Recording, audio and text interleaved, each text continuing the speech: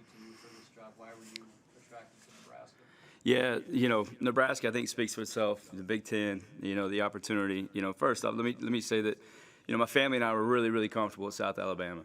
Richie Riley, who I worked for the past 4 years, is one of my best friends. Unbelievable coach, unbelievable person. Was treated my family as good as I've been around. So we were comfortable, and it was going to be hard for me to leave. But just Nebraska, the Big Ten. Obviously, you see they get 9 teams in the NCAA tournament. You're coming from a place in a mid-major level where it's a one-bid league, and you got 14 teams in the Sun Belt. It's hard. Every night is tough. So the opportunity to be at a place like Nebraska where you have a national brand, an unbelievable fan base, and then to work alongside someone like Fred Hoiberg it was an opportunity. I've been hoping for, looking for, and excited about.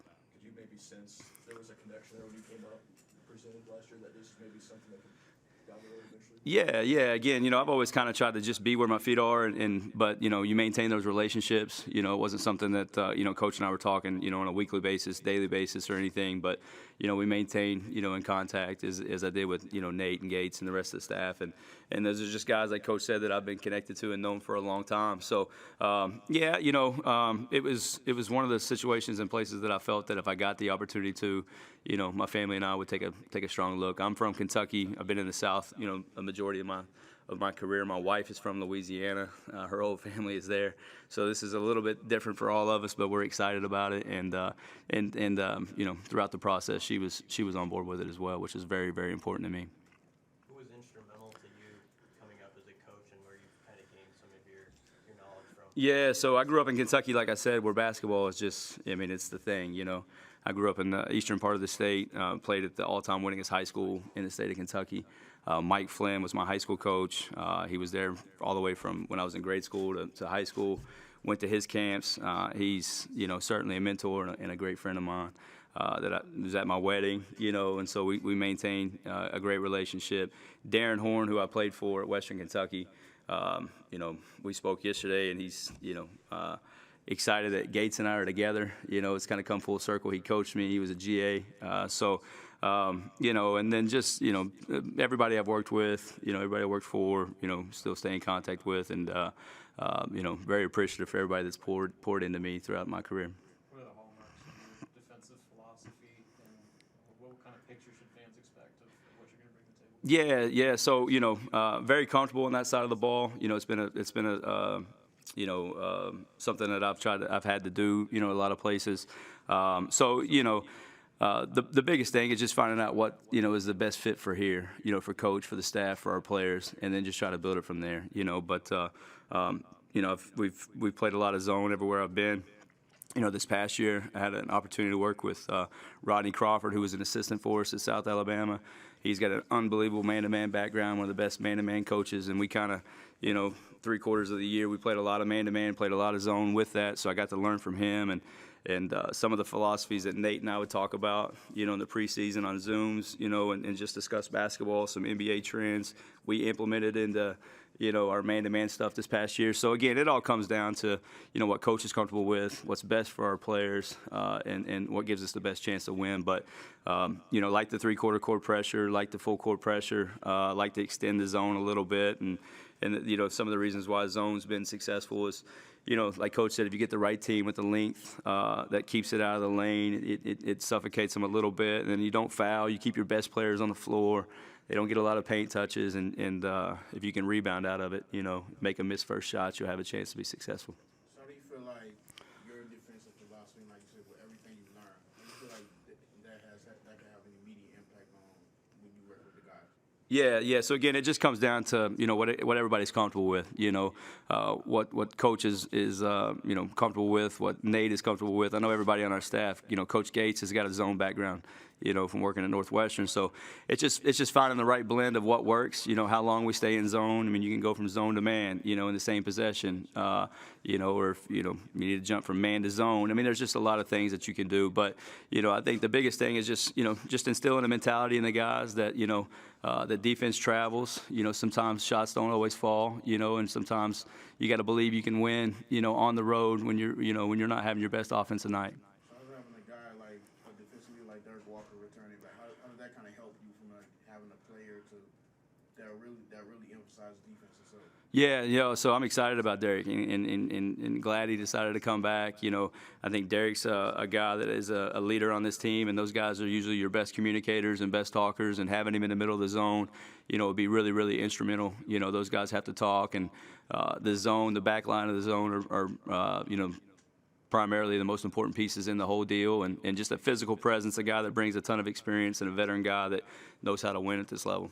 On the recruiting front, what's your strategy as a recruiter? And what types of things do you try to do to separate yourself? And then what would you say are some of your maybe target geographical regions that you really try to hit? Yeah, so I think just as a recruiter, again, it's just like the defensive philosophy, offensive philosophy. You just have to find what your team needs, what's best for each specific year. I mean, there's so much turnover and so much change year to year. Managing a roster is really important. Everywhere, but obviously, in the fall, in summer and fall, you get a chance to go out and see a lot of high school kids. Sign some high school kids early, and in the spring and late till summer school, you're trying to fill your roster with the needs, and maybe it's a late high school kid where there's a coaching change. You didn't get him the first go around, and now he's you get him the second go around, or this time of the year it's heavy transfers. Everybody's focused on that. And again, working for Richie Riley, I mean, he's been a head coach for 6 years. I think he's taken like 27 transfers or something. So it's been a big part of who he was, and Richie's a mentor of mine, and it's a big part of who we were. We had 7 Division I transfers on our roster this past season at South Alabama, and we had guys from TCU, Memphis, LSU, 2 from Auburn, Texas A&M, VMI. So again, you got to work hard. You got to turn over every rock, and it helps being at a place like this. If you can just get kids to campus and you see the facilities. I mean, you guys know it's again part of what attracted me here is in recruiting, you got to have places, you got to have buildings that look like what we have here in place. And so this is a special place. You just got to work hard to get them to campus, and then everything else pretty much sells itself. Trey McGowan has a decision bank, obviously, Fred was saying, but have you looked at him as his defensive acumen and how it might fit your playing? Trey's he's an unbelievable athlete. He's got unbelievable feet. His ability to not get screened, his ability to pressure and bother the ball, and which is if you can get teams to start their point of attack a little further. Trey's got the ability to do that, really jam the ball, and so he's he's a special defender. He's had some really tough assignments night in and night out in this league, as you know. You guys know better than I do, but the talent at this level in this league this past year, and most nights out, Trey had the best assignment when he was healthy and back playing. So he can really help us defensively.